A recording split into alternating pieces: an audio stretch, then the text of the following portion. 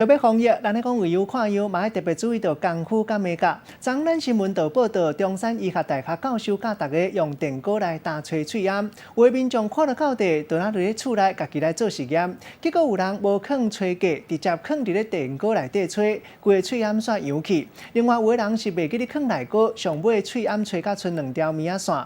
另外，阁有补习班的老师痴迷，敢若因为吹伤过久，规片喙烟拢要扬起。教授就讲，一定爱照步来，电锅内底锅的深度上好爱含这个电锅平悬。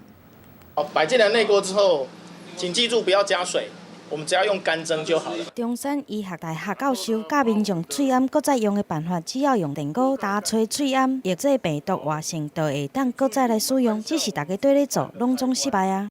喙烟扬起，粘伫咧顶底，敢若剩2条线，或者是亲像安尼。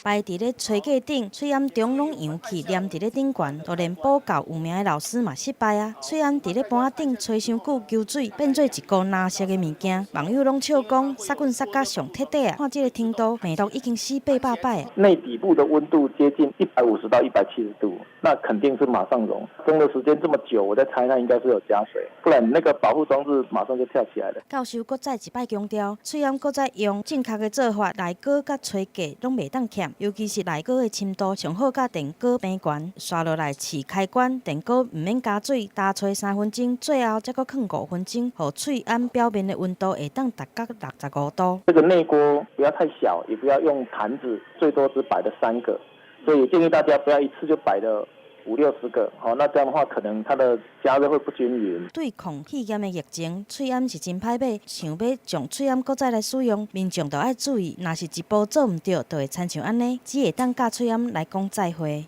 记者综合报道。